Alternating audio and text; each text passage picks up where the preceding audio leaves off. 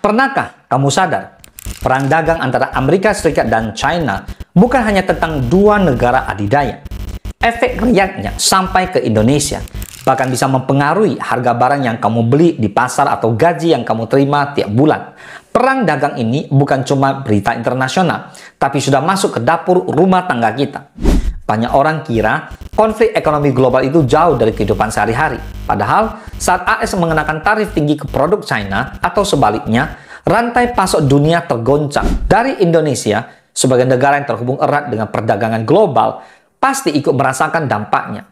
Hari ini, kita akan bahas 5 efek riak perang dagang AS-China yang langsung atau tidak langsung sampai ke Indonesia.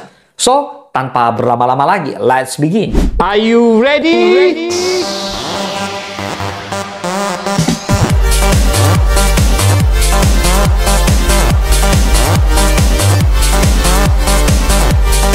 Gas saja bro! Selamat datang di channel ini. Video kali ini kita akan membuka mata kita tentang bagaimana konflik ekonomi dua raksasa dunia bisa berpengaruh ke dompet, bisnis, dan masa depan ekonomi Indonesia. Yang pertama, harga barang impor bisa melonjak. Ketika AS dan China saling mengenakan tarif tinggi, biaya produksi global meningkat. Barang impor, terutama yang berbahan baku dari China, ikut mengalami kenaikan harga. Indonesia yang banyak bergantung pada barang impor, mulai dari elektronik hingga bahan industri, ikut terkena imbasnya. Artinya, konsumen Indonesia harus membayar lebih mahal untuk produk yang dulu terjangkau. Yang kedua, peluang bagi produk lokal. Namun, di balik masalah selalu ada peluang. Saat barang impor makin mahal, produk lokal punya kesempatan lebih besar untuk bersaing. UMKM dan industri dalam negeri bisa mengambil celah ini untuk meningkatkan produksi dan menembus pasar domestik. Jika dikelola dengan tepat, maka perang dagang bisa jadi pintu bagi kebangkitan industri lokal. Yang ketiga, tekanan pada ekspor Indonesia. Indonesia adalah pengekspor besar ke China, termasuk batu bara, kelapa sawit, dan karet. Jika China tertekan oleh tarif tinggi dari AS, maka permintaan mereka terhadap produk ekspor kita bisa menurun. Artinya, pelaku usaha di Indonesia bisa kehilangan pasar utama. Efeknya bukan hanya pada perusahaan besar, tapi juga pekerja dan pemasok di dalam negeri. Yang keempat, investasi asing bisa bergeser.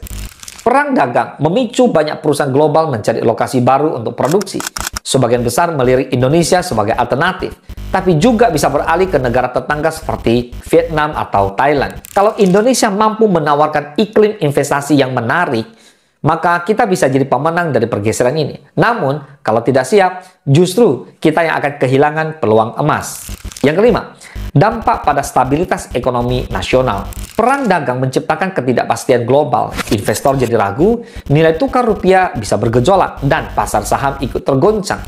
Bagi masyarakat, ini bisa berarti harga kebutuhan makin tidak stabil, biaya impor meningkat, dan daya beli menurun.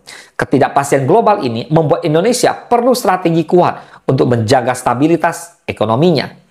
Perang dagang AS-China bukan sekedar cerita dua raksasa dunia. Efek riaknya nyata, harga barang naik, ekspor tertekan, investasi bergeser, tapi juga membuka peluang bagi produk lokal. Tugas kita adalah melihat sisi positif dan menyiapkan strategi agar Indonesia bisa jadi pemenang, bukan korban. Semoga bermanfaat. Salam sukses, dahsyat!